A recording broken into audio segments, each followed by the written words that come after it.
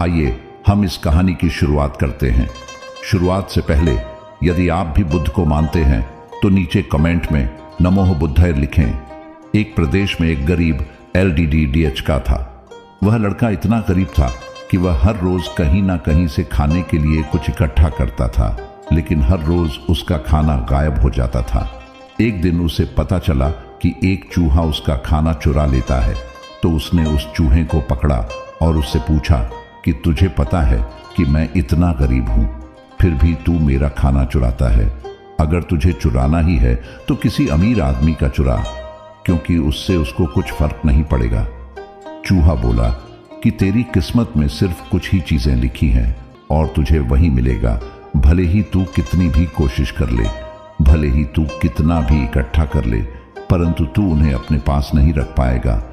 यह सुनकर वह बहुत अचंभित हुआ कि ऐसा कैसे हो सकता है। तो चूहे ने कहा कि अगर तुझे जानना ही है कि तेरी किस्मत में क्या है तो तुझे भगवान बुद्ध के पास जाना पड़ेगा, वही तुम्हें बता सकते हैं कि तेरी किस्मत में क्या है।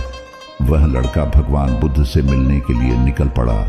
बहुत रात हो चुकी थी, इसलिए रास्ते में उसने एक हवेली देखी और उसने घर वालों से एक रात रुकने के लिए इजाजत मांगी। उसे इजाजत मिल भी गई। हवेली वालों ने उससे पूछा कि वह इतनी रात को कहां जा रहा है। लड़के ने उत्तर देते हुए कहा कि मैं भगवान बुद्ध के पास जा रहा हूं अपनी किस्मत के बारे में पूछने के लिए। तो हवेली वालों ने कहा कि क्या तुम भगवान बुद्ध से हमारा ये सवाल भी पूछोगे?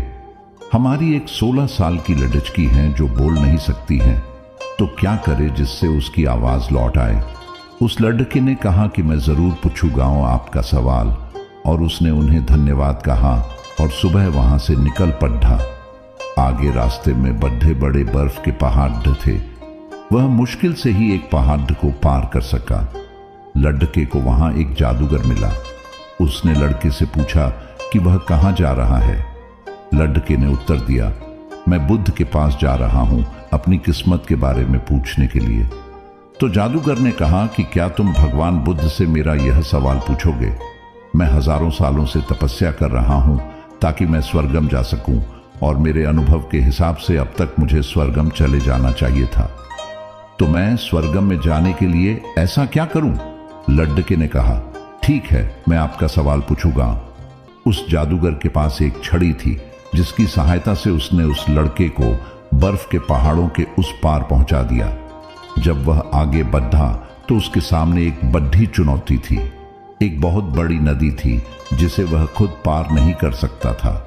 तभी उसकी मुलाकात एक विशालकाय कछुए से हुई जो उसे नदी पार करवाने के लिए तैयार हो गया। कछुआ भी उससे वही सवाल पूछा कि तुम कहां जा रहे हो? तो लड़के ने कहा कि मैं भगवान बुद्ध के पास जा रहा हूं अपनी किस्मत के बारे में जानने के लिए। तो कछुए ने कहा कि क्या तुम भगवान बुद्ध से मेरा सवाल पूछोगे?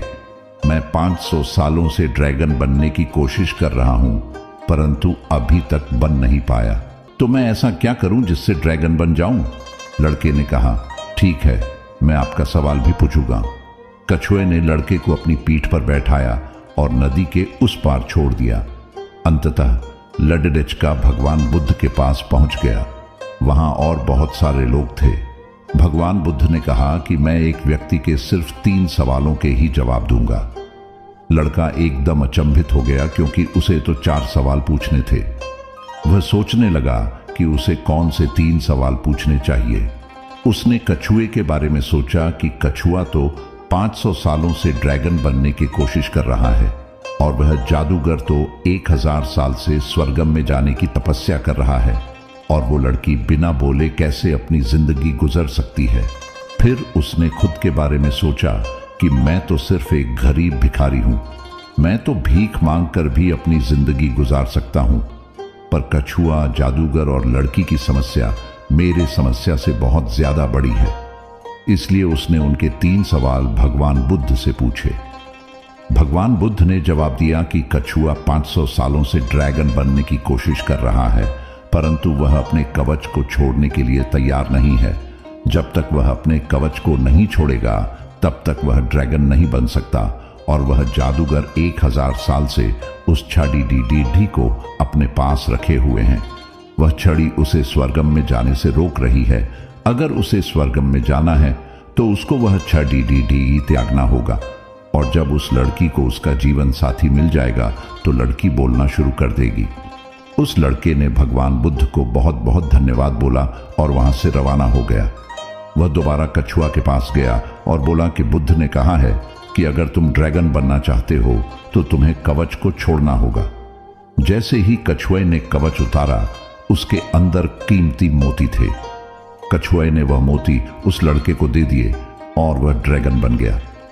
उसके बाद लड़का जादूगर के पास गया और उससे कहा कि अगर तुम्हें स्वर्गम जाना है तो तुम्हें यह 6 डीडी त्यागनी होगी।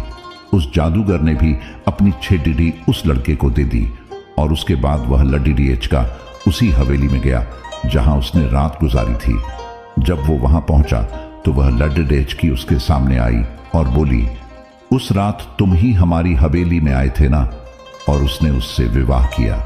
इस तरह उस लड़के को पैसा, ताकत और सुंदर जीवन साथी मिल गई। तो दोस्तों, जिंदगी में कुछ पाने के लिए हमें कुछ त्यागना पड़ता है। अपनी जिंदगी में कुछ बड़ा करने के लिए हमें कुछ त्यागना होगा, तभी हम कुछ हासिल कर पाएंगे। समुद्र का जहाज सबसे ज्यादा सुरक्षित किनारे पर ही होता है, पर जहाज किनारे पर रहने के लिए नहीं बना है।